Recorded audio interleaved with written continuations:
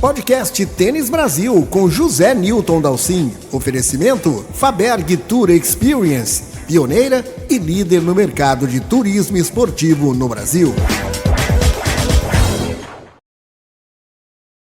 O quarto Grand Slam da temporada está começando.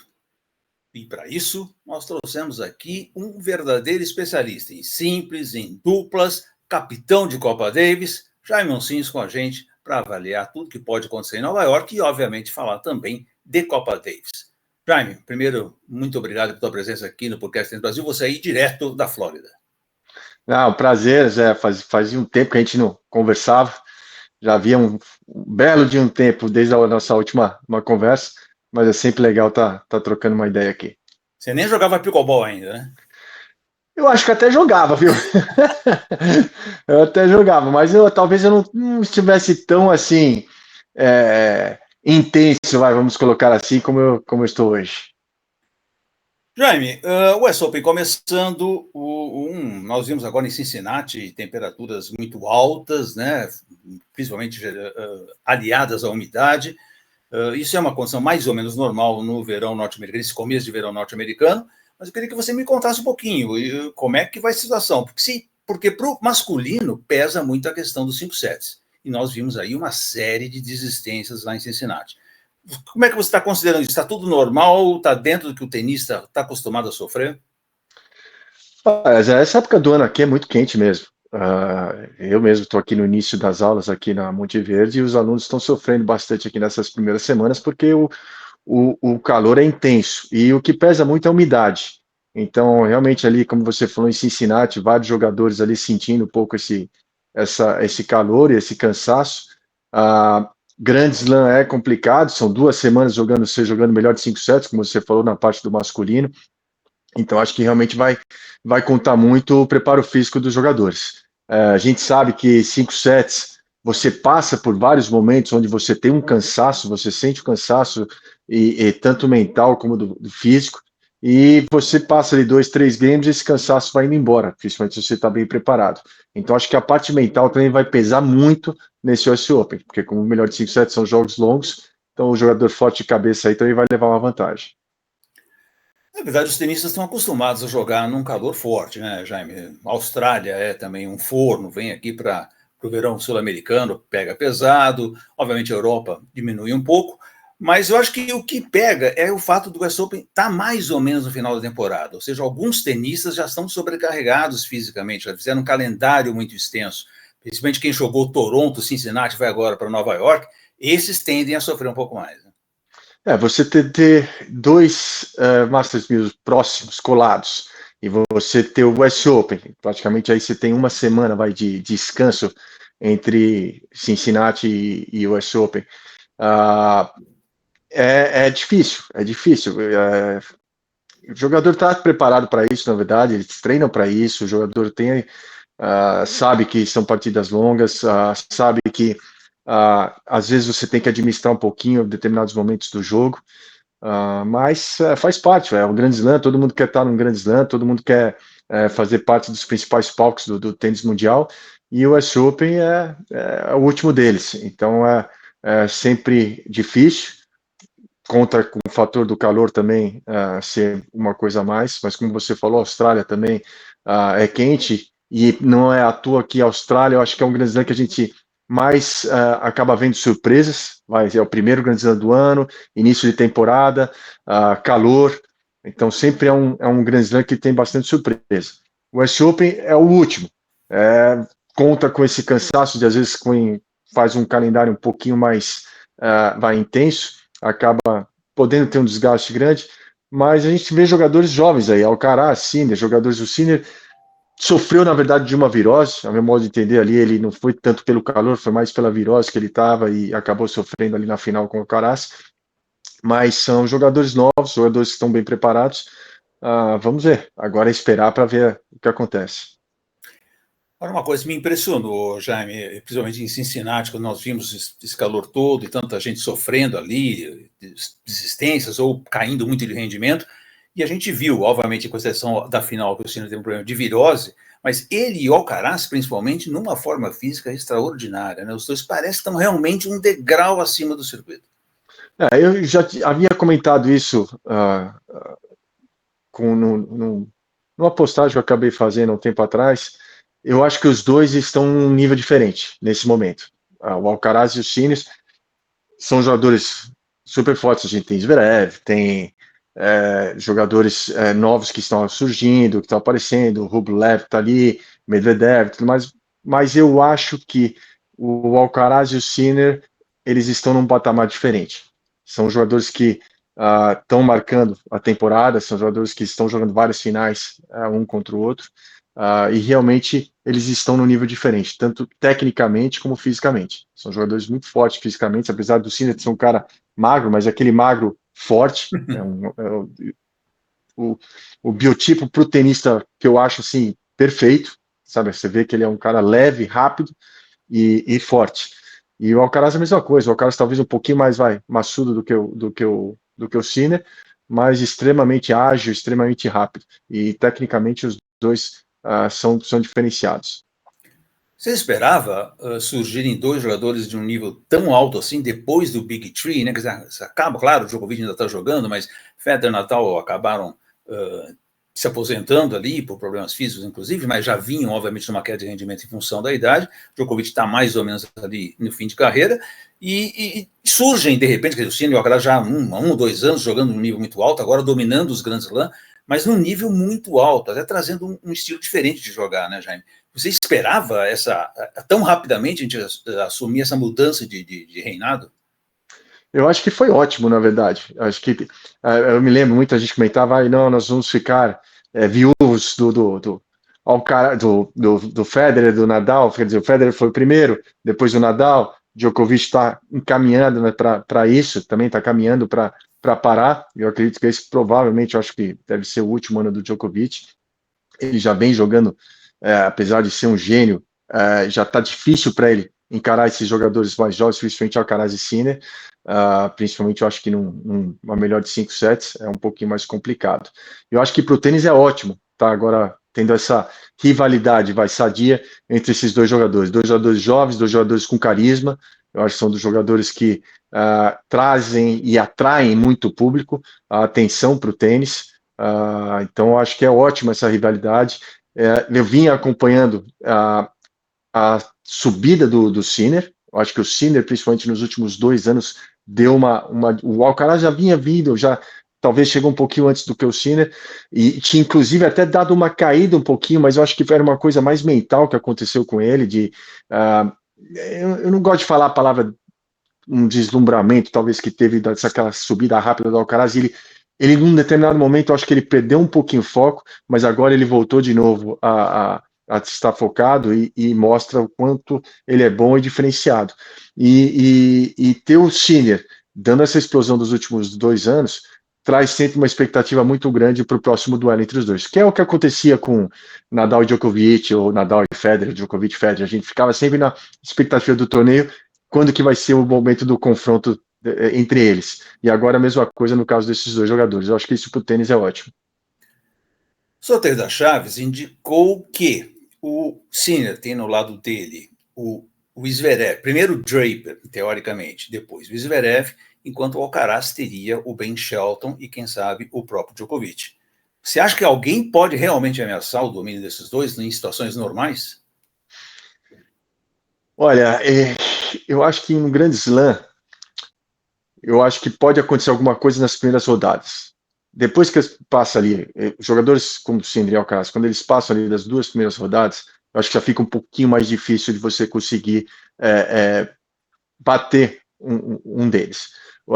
Apesar do Zverev jogar muito bem, eu acho que o Zverev, em termos de jogo, está um nível abaixo desses dois, mas numa partida pode acontecer. Eu acho que numa melhor de 5 sets é uma vantagem para o Sinner e para o Alcaraz, que é mais difícil. Eu acho que você conseguir surpreender um jogador desse em 5 sets.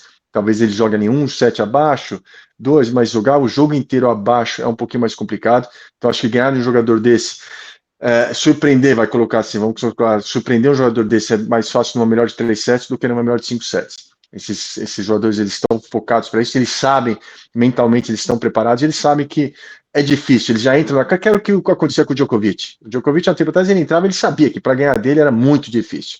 Ele era muito forte mentalmente, fisicamente, parte de técnica e tática, para mim, um dos melhores que eu vi jogando, então acontecia isso com ele. Eu acho que com esses dois está acontecendo um pouquinho isso, até um pouquinho mais até com o Sinner. Eu acho que o Sinner ele tem mostrado que para vencê-lo é muito difícil. E depois que aconteceu o Roland Garros ali, que ele perdeu aquela final para o Alcaraz, e todo mundo achou, pô, isso daí vamos ver agora, vai ser muito difícil para ele se recuperar e tal. Ele mostrou em Wimbledon rapidinho que ele já estava recuperado e passou por cima ali de todo mundo. Então eu acho que é muito difícil. Acho que talvez uma surpresa seria nas primeiras rodadas. Vamos ver como o Sinner se recupera. Ele tem tempo aí, uma semana para se recuperar dessa virose. Não sei o quanto pode atingi-lo na parte física.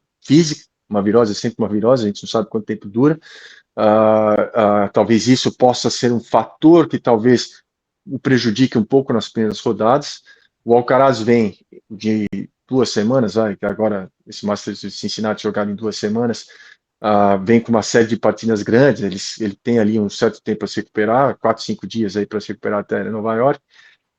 Enfim, eu acho muito difícil. Eu acho o Shelton um jogador perigoso, mas ao mesmo tempo é um jogador que vai ter que jogar no nível dele mais alto para conseguir vencer. Assim, ele vai ter que manter essa regularidade em 5 sets, coisa que ele ainda mostra uma certa irregularidade, o que é normal do estilo de jogo dele. Então, eu acho, ele tem jogo? Tem, mas eu acho um pouco complicado. Você falou do Shelton, e eu acabei na minha análise esquecendo de falar do Fritz, mas eu quero aproveitar o Shelton, o Fritz e colocar o Draper, porque eu acho que o Shelton e o Draper são dois jogadores que me impressionam bastante, já. Acho que jogam um tênis muito diferente, canhotos, né, que batem muito forte na bola. O Draper joga até muito mais atrás do que acho que ele deveria até jogar, porque ele tem jogo para jogar mais na frente, a bola dele anda muito, o Shelton já vai mais para frente. O Fritz foi até a final do US Open ano passado, parece que está cada vez melhorando, mas aos três acho que falta um pouco de controle emocional, né? Acho que na hora que a coisa aperta, eles ainda não têm esse ritmo. Eu concordo com você, eu gosto muito do Draper também, eu acho que é um jogador, a gente está acostumado muito, nos últimos anos o tênis ficou muito força físico, pancada e tudo mais, e o Draper apareceu com uma variação de golpes interessante, a mesma coisa o Alcaraz, acho que o Alcaraz também me chamou muito a atenção disso, da variação de golpes que ele tem, trouxe de volta o drop shot, que era, não era tão usado no circuito, o próprio slice. O Fritz evoluiu muito, acho que o Fritz evoluiu muito em termos de regularidade. Ele sempre foi um jogador perigoso, mas um jogador que era um pouco mais irregular, principalmente ali nos golpes de fundo. Ele deu uma evolução muito grande, mas Grand Slam são 2 semanas que você precisa jogar em alto nível. São 2 semanas que você precisa estar mentalmente muito preparado, muito forte fisicamente. Esses jogadores, Sinner e Alcaraz, já passaram por essa experiência, já venceram o Grand Slam, apesar do Fritz ter feito final e tudo mais. Talvez o fato de jogar em casa, vamos colocar aqui assim, possa ser um fator, de repente, um fator extra para ele, tanto para o Shelton também. O Shelton adora jogar com a torcida, ele cresce muito, ele tem uma maneira de lidar com essas situações que é muito boa para o estilo de jogo dele, um jogador bem agressivo, saca muito, muito, muito bem. Eu fico imaginando ali aquele movimento de saque dele, se eu tentar fazer aquele movimento de saque dele lá, eu acho que eu fico uns 3 meses sem poder mexer na coluna aqui. Então, é um cara que eu gosto muito, eu sou muito amigo do tio dele, e era muito amigo também do Brian, do pai dele, mas por coincidência do destino, o tio dele, o ano passado, foi meu parceiro no pickleball, de muitos torneios aqui nos Estados Unidos. Hoje o tio dele organiza uma liga onde eu jogo também, então a gente conversa muito e acabo torcendo para ele também pela essa amizade que eu tenho com o tio. Então é um jogador que eu torço bastante por ele também. Falar um pouquinho do feminino, Jaime, porque, obviamente, não podemos descartar Sabalenka, atual campeã, quadra dura, é a quadra ideal dela, que ela tem um tênis muito ofensivo. Tem pelo menos 2 norte-americanas muito fortes, sempre na chave, a Pegula e a Coco Gauff, jogando em casa, o apoio do público, estão lá com seus pequenos probleminhas. Mas acho que o destaque do momento é a Iga, né? A Iga Świątek, que ela deu uma temporada muito ruim do Saibro, ruim para ela, né? Do nível que ela joga, de repente ela dá uma recuperada totalmente inesperada em Wimbledon e cresce muito, né? Eu acho que esse poder de reação da Iga é um exemplo para o circuito. Né? Eu gosto muito do jogo dela. Fiquei contente com os últimos resultados, de ela ter voltado à sua melhor forma. Eu acho que a parte dela, que ela estava encontrando um pouquinho mais de dificuldade, acho que era mais o mental, sabe? Ela tinha perdido um pouquinho a confiança, isso acabou mexendo bastante no jogo dela. A Sabalenka é uma jogadora que é sempre uma jogadora muito agressiva, uma jogadora que ela confiante é muito difícil de você conseguir uma vitória. Eu colocaria a Pegula e a Coco Gauff um pouquinho atrás nessa corrida. Eu acho que a Pegula já mostrou muita instabilidade. Eu acho que ela é uma jogadora boa, joga bem, mas uma instabilidade emocional e, inclusive, às vezes até eu acho que um pouco de perda de foco em algumas partidas. A Coco Gauff tem um problema seríssimo com o seu saque e que isso acaba interferindo bastante no resto do seu jogo. Eu estava, inclusive, lendo que ela acabou de contratar um treinador para trabalhar a parte de biomecânica do serviço, que, inclusive, acho que, se eu não me engano, foi o mesmo treinador que trabalhou com a Sabalenka, que a Sabalenka, se a gente lembrar um tempo atrás, enfrentou alguns problemas com o seu serviço também, parecido com o que está acontecendo com a Coco. Fazer dupla volta direto, exatamente como acontece. Então acho que eu acho que é interessante isso, você vê, uma jogadora que está num nível altíssimo com a Coco e vai em busca de melhorar, vai em busca de, bom, existe esse técnico, vou botar ele na equipe para procurar melhorar isso daí. Então, a Coco é uma jogadora que joga muito bem, já mostrou aí as condições que ela tem de jogo, mas eu vejo, igual eu vejo o Sinner e o Alcaraz um pouco diferenciados do masculino, eu vejo a Iga e a própria Sabalenka ali um pouquinho acima das outras. E não que as outras não possam surpreender, principalmente um grande slam. De novo, principalmente nas primeiras rodadas. Acho que as primeiras rodadas é sempre um momento. Sim, não dá para falar mais fácil, porque não é fácil ganhar desses jogadores, mas um momento assim que elas talvez estejam um pouquinho mais vulneráveis ali nessas primeiras rodadas, que é o momento de, se pega uma jogadora que consegue enfrentá-las e consegue já, vamos supor, ganhar um primeiro set, pode deixar um pouquinho mais tenso o jogo e talvez ali possa surpreender. É incrível, né, Jair? Apesar de toda a experiência, de todo o currículo desses grandes jogadores, né? Você que também foi um excepcional jogador, tanto de simples como de duplas, ainda esses caras têm o friozinho na barriga na hora de entrar na quadra, principalmente nas primeiras rodadas. Né? Isso sempre tem. Isso daí não tem como. Você não tem um jogador que não sinta isso. O que fala, eu não sinto nada, é mentira. Sente. O que faz a diferença é como eles lidam com essa situação. Tem os que entram em pânico e tem uns que sabem, olha, isso aqui é normal, vou sentir e vou, a partir do momento que começa o jogo, isso vai embora. E eu acho isso bom, eu acho que, eu sempre comento com o pessoal que eu treino, mesmo no Copa desse e tudo mais, eu sempre tinha o frio na barriga antes de entrar em quadro. Até mesmo depois que eu parei de jogar, quando eu fazia exibições, eu fazia jogos que não valiam nada, eu tinha aquele friozinho na barriga, porque aquela dúvida, como é que eu vou entrar, como é que eu vou jogar, se eu vou jogar bem, se eu vou jogar mal, sentir aquele momento da partida. Então é normal. Eu lembro que Copa deles, quando eu entrava no túnel ali, caminhando para a quadra, aquele friozinho ia aumentando, na hora que entrava, sentia aquele calor da torcida, principalmente jogando em casa, aquilo servia de um motorzinho para eu entrar também, sabe, na minha bolha. Então servia, e eu ficava falando comigo o tempo todo, sabe, o tempo todo eu ficava falando, poxa, é isso que eu gosto, é isso que eu quero, é isso que eu gosto, então, sempre mensagens positivas, porque ajuda a você lidar com aquele nervosismo também. Então eu sempre procuro passar isso para os garotos, né, que eu treino, que é normal, a coisa mais normal do mundo.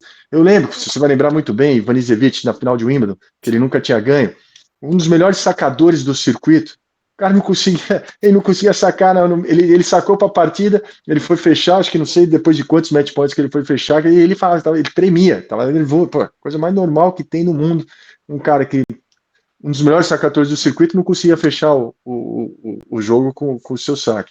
Então é uma situação normal. Esse nervosismo é que os jogadores se importam com aquilo que estão fazendo e querem jogar da melhor maneira possível. Deixa eu aproveitar o gancho dessa questão mental, emocional, para a gente falar dos dois principais brasileiros do momento, né? Nem vamos falar muito na parte técnica e tática, que eu acho que nem cabe aqui, Mas eu queria que você falasse um pouquinho do João Fonseca em relação a esse momento que ele vive, quer dizer, é uma temporada espetacular, explodindo, né, ainda aprendendo, mas ao mesmo tempo tendo que conviver com a cobrança, com talvez até dele próprio, né, que quer ganhar, quer vencer, óbvio, o tenista não entra em quadro para perder, mas sente agora uma cobrança um pouco maior, a imprensa pressiona, a mídia social, que não existia na nossa maior época, né, Jaime? Hoje é um peso enorme, até a equipe tenta blindar o João Fonseca de ele ver as mídias sociais. Então, existe uma pressão diferente em cima dele, e com toda expectativa, porque ele é um talento enorme, todo mundo, inclusive lá fora, aí, você deve viver bem aí nos Estados Unidos, vendo isso, todo mundo aposta muito no futuro dele, mas conviver com isso não é fácil, né? Como é que se trabalha isso, já? É interessante você falar, porque o João completa 19 anos agora, está a 40 e pouco do mundo. Isso daí é muito difícil. É muito difícil. O que acontece com o João? O João, ele pulou uma parte muito importante, por méritos próprios. Vamos colocar assim, por méritos próprios. Ele pulou aquela parte dos challengers. Ele pulou porque na hora que ele começou a jogar, já ganhou um ATP, já ganhou um Challenger grande, ganhou o Next Gen, rodada da Austrália, não sei o que, não sei o que. Ele pulou uma parte que o que acontece nos Challengers? Os jogadores, eles aprendem a entender um pouco mais o seu jogo. Eles cometem erros, eles cometem acertos e lidam com nervosismo, lidam com pressão, lidam com várias coisas, onde o Challenger, um jogador do nível do João, ele vai ganhar os jogos cometendo 10, 12, 14, 15 erros no mesmo jogo. Ele vai ganhar, porque o nível dele é um nível diferente. Só que ali ele vai aprender também, ali vai adaptando o seu jogo. Opa, aqui eu fiz muitos erros aqui, vou arrumar aqui no meu próximo jogo. Ele vai jogar contra jogadores que vai permitir esse trabalho de mudanças de jogo e adaptação, e entender o que ele pode, o que ele não pode fazer. Ele está fazendo isso, só que jogando contra os caras, 40 do mundo, 30 do mundo, 20 do mundo, 10 do mundo. Ou seja, ele está tendo que aprender a entender, jogando contra os melhores jogadores do mundo. Então, essa fase que ele pulou era uma fase importante, mas ele acabou pulando pelo incrível jogador que ele é e pelo talento que ele tem. Então, ele pulou essa parte. Então, ele está tendo que fazer isso agora, muito mais exposto, porque nos Chargers talvez ele não estaria, com certeza ele não estaria exposto como ele está agora. Então, ele está exposto à imprensa, está exposto aos torcedores, está exposto aos diretores de torneio, que entenderam que ele é um jogador que chama público, é um jogador que atrai os fãs. Então, sempre está jogando em grandes palcos, sempre está jogando nas principais quadras. Então, tem toda essa pressão que ele está tendo que lidar praticamente no primeiro ano dele como profissional. Então, é difícil, é uma pressão grande. Vai levar um tempo. E como você falou, as mídias sociais hoje, as pessoas que comentam, as pessoas que falam, a maioria não tem a menor ideia do que é aquilo, do que está acontecendo. São torcedores. E os torcedores, às vezes, se confundem. Torcedor de time de futebol e a cobrança que existe num garoto que está ali, entendeu? O João tem uma boa cabeça, tem um bom staff do lado dele, tem uma estrutura muito boa, que poucos têm, e com certeza, com o tempo, vai conseguir entender e vai seguir o caminho dele, entendeu? Acho que o João, ele tem um potencial muito grande e está no caminho. Ele vai estar cometendo erros, coisas normais um jogador jovem que está surgindo, só que os erros que ele vem cometendo estão sendo muito mais expostos, estão sendo muito mais vistos, diferente de cometer erros se ele estivesse jogando ainda os Chargers. Então essa que é a dificuldade maior, essa pressão maior que ele está lidando nesse momento. Mas ele tem uma estrutura muito, muito boa, pessoas com uma competência muito boa ao seu lado, que estão, sabe, o ajudando, e eu tenho certeza. Agora, o brasileiro precisa ter paciência, entendeu? A gente não está falando de um jogador que está há 10 anos no circuito e, está, sabe, acontecendo as mesmas coisas. Não, ele está... É a coisa mais normal do mundo que está acontecendo com... quer dizer, é a coisa mais anormal do mundo acontecendo que está acontecendo com ele, que tão rápido chegou a estar 40 do mundo já. Então, tem que ter paciência, entendeu? Ele tem que estar blindado realmente, porque hoje tá, a mídia social, ele está muito exposto, é uma dificuldade a mais. Eu lembro na minha época, a gente sabe, a nossa época ali vamos falar de 30 anos atrás, não existia isso. A pressão era de ler o jornal no dia seguinte, saber o que saiu no jornal, entendeu? Não era. Hoje em dia, você acaba o jogo em 2 minutos, está ali na mídia social, tá tudo exposto. Sua vida está exposta ali. Então é um pouco mais complicado. Se você fosse treinador do João, você faria a mesma coisa, blindaria ao máximo ele desse burburinho, né? Tem que fazer. Eu acho que é difícil para o jovem, porque o jovem hoje em dia, o celular virou peça da roupa. O celular hoje virou peça da roupa. Você não sai de casa sem celular. Você tá, eu tô de bobeira, pega o celular, sabe? Vai uma parte do trabalho agora que o seu staff tem que fazer e falar assim, olha, esquece telefone. Telefone é pegar mensagem para falar com a família, falar com os amigos. Infelizmente, é uma profissão que você está muito exposto e você tem que estar muito focado.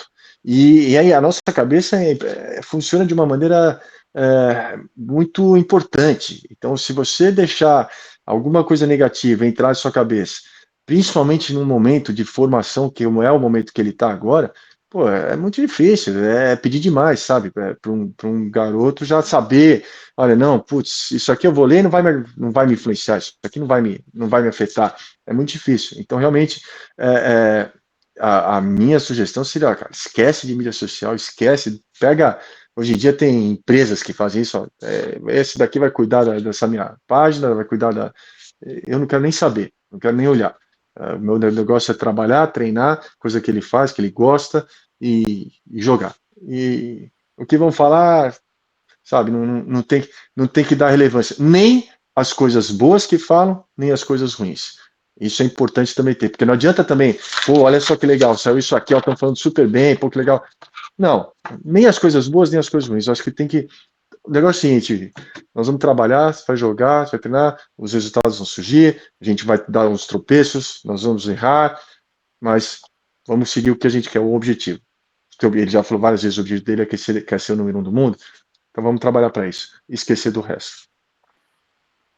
Por outro lado, Jaime, eu queria que você falasse um pouquinho da Bia. Também não vamos muito entrar em questões técnicas e táticas, porque eu acho que aí é um pouco mais complexo, né, eticamente falando, mas você que viveu muito desses períodos difíceis, o jogador entra num buraco, o jogador não consegue mais ganhar, ele tem um nível, mas ele não consegue desenvolver o jogo dele, derrota atrás de derrota, os jogos escapam, você está jogando bem, de repente você erra 2, 3 bolas, você perde a confiança.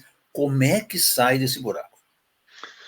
É duro, não é fácil, não é se fosse fácil, e se cada um tivesse como se fala, a, a varinha mágica para saber, mas é difícil. Eu não convivo com eles dia a dia, eu não posso falar alguma coisa em termos de, olha, não, teria que fazer isso, eu teria que fazer aquilo. Realmente eu acho que é muito difícil, principalmente pelo que a Bia já fez dentro do tênis, sabe, pelos resultados que ela já teve dentro do tênis, que foram excelentes, e ela tá numa fase que é difícil, uma fase que é complicada, que muitos tenistas passaram por fases assim. Tenho certeza que ela trabalha muito duro. O pouco que eu convivi com a Bia foi agora na Olimpíada, onde eu tive um pouco mais de contato tanto com ela como com o Rafa. E eu vejo que ela é uma jogadora muito intensa, ela é muito intensa, ela trabalha duro, não é por falta de trabalho, não é por falta de dedicação, é um momento realmente difícil, delicado, as derrotas sempre são duras, principalmente para alguém que quer muito dar essa volta por cima, alguém que está sempre ali lutando, não é uma pessoa que faz corpo mole, não é uma pessoa que não se dedica, é uma pessoa focada, e é difícil, realmente é difícil. Eu, do meu lado, realmente só fica a torcida por eles, para eles conseguirem dar essa volta por cima, conseguirem melhores resultados, porque é uma jogadora que é importante para o tênis brasileiro, ela já fez muita coisa pelo tênis, e de novo, mídia social, essas coisas só vêm para atrapalhar, entendeu? Infelizmente hoje faz parte da vida de todo mundo. Faz parte da vida de todo mundo. Então, tem que seguir fazendo o seu trabalho. Eu não acredito muito. Muita gente fala assim: precisa ganhar um jogo, ou 2 jogos, ou 3 jogos para conseguir pegar a confiança de volta. É difícil, mas como é que vai ganhar esse 1, 2, 3 jogos se não está com confiança?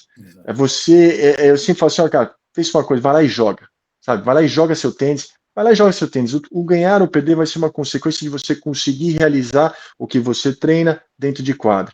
E às vezes isso é muito difícil, parece simples falando de fora, mas não é, é difícil. Porque na hora que entra ali no quadro, o jogador tem um lado emocional, tem um lado que quer ganhar, tem um lado que não quer perder, tem um lado que quer acertar, e tem as cobranças que ela sabe que tem as cobranças, que é normal. A pessoa também não adianta. É impossível não saber que que não vai ter essas cobranças, e mesmo as cobranças internas dela, entendeu? Tenho certeza que ela se cobra muito também de querer ter resultado bom. Não tenho a menor dúvida. Então isso é difícil também. É uma batalha grande, é uma batalha contra o adversário e contra a si próprio.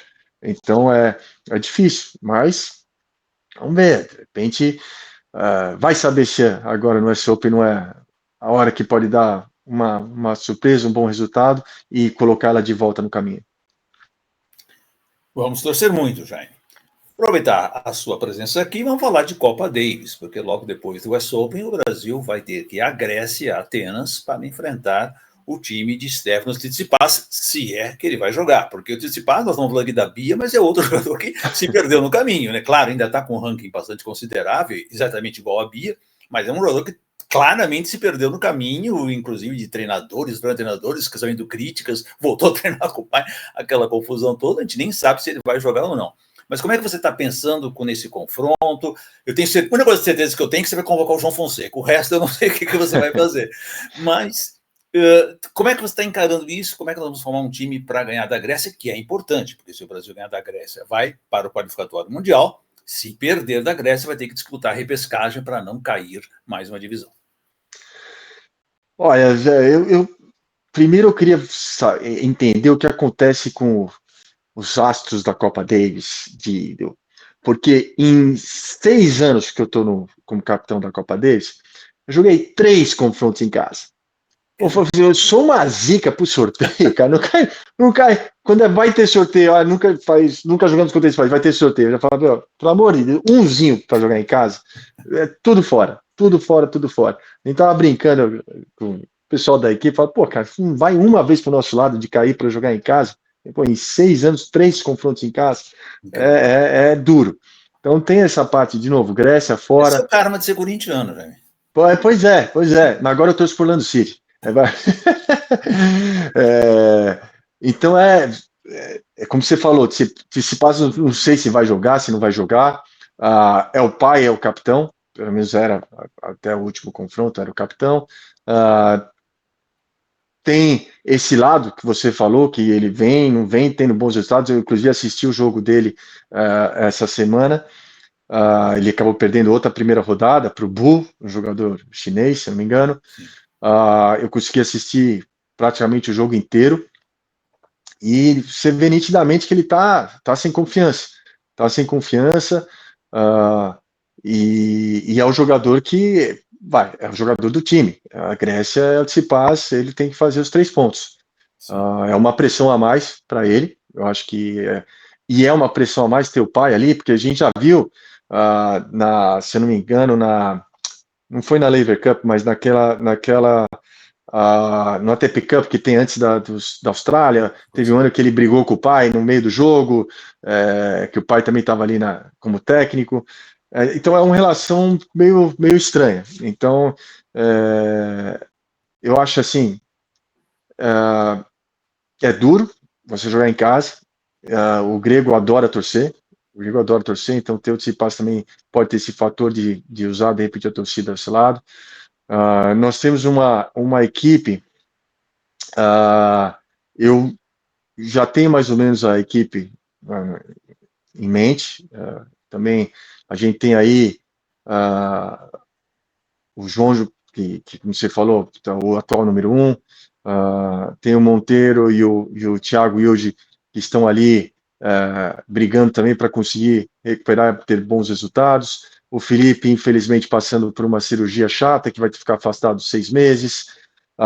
Nas duplas temos ali Marcelo e Rafa, que foram os dos últimos que jogaram, mas tem o Fernando Rombly também tendo bons resultados, o próprio Orlando tendo bons resultados. a gente tem que levar alguns fatores em conta, tem 3 jogadores aí que jogam do mesmo lado, entendeu? Que isso também tem uma coisa que a gente tem que pensar na hora de fazer uma convocação. Ah, então são essas coisas que eu acabo levando muito em conta na hora de fazer uma convocação para a Copa Davis. Muita gente acha, é simples, tá ali. Não, a gente tem que levar alguns fatores em conta para chamar e montar um time, tentar montar o melhor time possível para conseguir vencer. Copa Davis é uma competição especial, eu acho que todos eles que fizeram parte ao longo desses anos que eu estou como capitão conseguiram entender isso, que realmente é o comprometimento que eu gosto que eles tenham, eles estão entendendo isso, e eu acho que a gente sempre mantém um ambiente muito legal naquela semana. E, então, acho que já conversei com todos eles, na verdade, tá, tive uma conversa, e vai chegar o momento que eu tenho que fazer essa convocação, que está muito próximo, e tenho certeza que a gente vai com um time, pelo menos com a cabeça ali de chegar a entrar lá para vencer. Jogar fora não é a melhor coisa do mundo, mas a gente já teve, os últimos resultados que nós temos foram fora de casa, ganhamos da Suécia, ganhamos da Dinamarca, ganhamos ali ótimos confrontos, na minha opinião, no Finals que a gente jogou ano passado, com Itália, Bélgica, Holanda. Tivemos um confronto duro com a França, numa quadra muito rápida. E agora vamos ver quais são as condições. Quadra dura, aberta, é chegar lá para saber o quão rápida vai estar a quadra. Jaime, deixa eu saber da tua opinião sobre essa dupla mista que inventaram no US Open, né? Mudaram completamente o regulamento, colocaram só 16 duplas para competir antes do campeonato, faz parte do campeonato, mas ficou anterior ao campeonato, e colocaram muita gente de simples para jogar, o que obviamente vira uma atração, nós vimos aí bastante gente na arquibancada até. Em compensação, houve uma demanda muito ruim para os duplistas de ofício. Como é que você viu isso? Você que jogou simples, jogou extremamente bem duplas, como é que você vê isso? Você gostou? Te agradou? Não sei se você chegou a ver os jogos, te agradou? Essa é uma ideia? Os outros grandes lãs podem adotar esse sistema? Como é que você viu isso? Eu acho que a mensagem que foi passada muito ruim. Acho que a mensagem que foi passada foi muito ruim. Eu acho que em termos de business foi interessante para o US Open, sabe, chamar... Zé, o que para pensar assim, por que esses jogadores não jogam ao longo do ano as duplas? Eles têm um ano inteiro para jogar. Aí você prioriza esses jogadores que não se dedicam à dupla e você deixa de lado aqueles jogadores que passam o ano inteiro se dedicando àquilo. O ano inteiro buscando um lugar, o ano inteiro buscando a sua parte financeira, que a gente sabe que dupla paga muito menos do que simples. Aí você faz um evento, que para mim é uma exibição. Você faz um evento no US Open. E aí você chama os melhores jogadores de simples, dá oportunidade para eles, vamos jogar aqui as mistas, e simplesmente fala para os duplistas, vocês estão fora. Pô, achei isso muito injusto, muito injusto. E olha, fiquei muito feliz que os que ganharam foi o Vavassori e a Sarehane. São jogadores que estão se dedicando à dupla e mostraram que, poxa, é diferente você jogar duplo e jogar simples, porque se a Errane jogar contra a Iga, que foi a final de dupla mista, foi contra a Iga e contra o Casper Ruud, se eu não me engano, ela vai provavelmente ganhar de 6-0, 6-0. Se jogar o Casper Ruud jogar contra o Vavassori, vai provavelmente ganhar tranquilo. Só que na dupla é diferente. E você pega os dois que são focados em dupla e vão lá, realmente sabe, pô, essa é a minha oportunidade de eu fazer em uma semana ganhar $500 mil, porque a premiação foi $1 milhão para a dupla, pô, os caras foram lá e ganharam. E os outros, eles enxergaram aquilo como uma exibição, eles não chegaram como um torneio que eu preciso dedicar, eles enxergaram como uma maneira de eu treinar aqui para o US Open. Então, eu acho que para o business, talvez, para o US Open, poxa, foi legal porque teve lá público, os caras queriam ver, mas nitidamente, tanto é que quem ganhou são os caras que se dedicam para aquilo e viram uma oportunidade de poder ganhar um dinheiro que eles não ganham ao longo do ano. Então, eu acho isso muito injusto com os jogadores que se dedicam à dupla. Que o foco é muito mais na simples, que a simples é que vem universo. Ok, concordo. Mas, então faz assim, então acaba com o circuito de dupla. Se é para fazer isso no US Open, então para que tem o circuito de dupla? Porque o circuito de dupla, ele também agrega ao torneio. Porque se o torneio não tivesse os jogos de dupla, eles teriam poucos jogos. Sim. Pense um pouco desse lado também. Se você botar um torneio só, você vai ter a chave de simples. São poucos jogos. Então a dupla sempre, eles acabam ocupando um espaço ali para preencher ali o número de jogos num dia, para você ter, o público poder acompanhar um número maior de jogos. Então, num determinado momento, a dupla é importante, no outro, a dupla é descartada.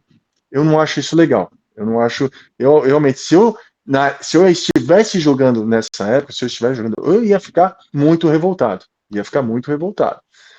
Mas é business. O esporte hoje se tornou um business, infelizmente. E eu falo quando é esporte, eu falo em geral. Futebol, basquete, tudo. Hoje é um business. Hoje é isso. Jaime Monsenhor, para a gente encerrar, você me fala um pouquinho, bem rapidamente, como é que está o pickleball nos Estados Unidos? Virou um esporte, como já é um circuito, dá para ganhar vida, dá para viver, dá para ser, como é que chama? Pickleballista? Como é que chama?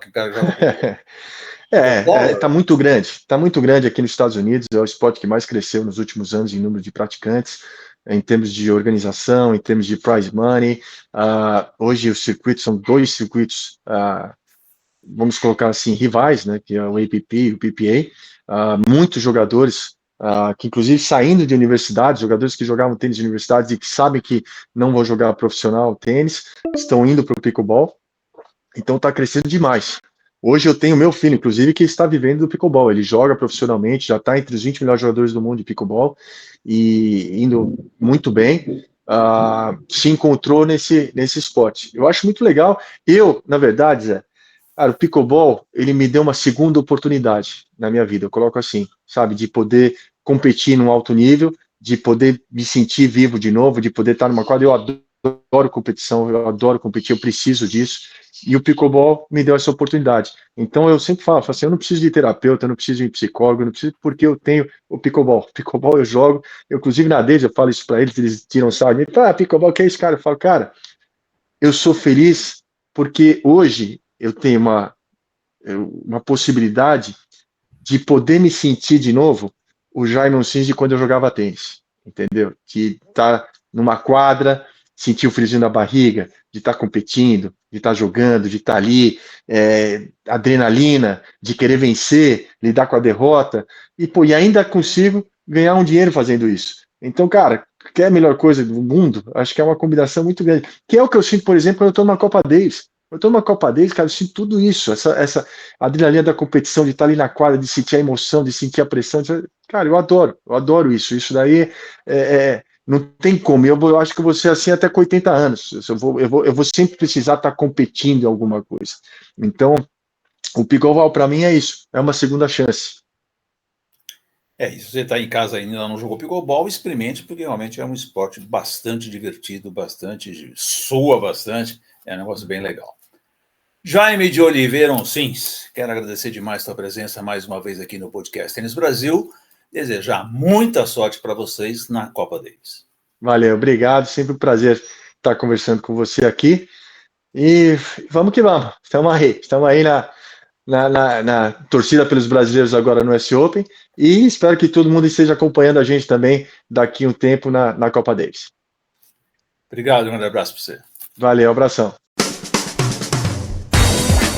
Podcast Tênis Brasil com José Newton Dalcin. Oferecimento Faberg Tour Experience, pioneira e líder no mercado de turismo esportivo no Brasil.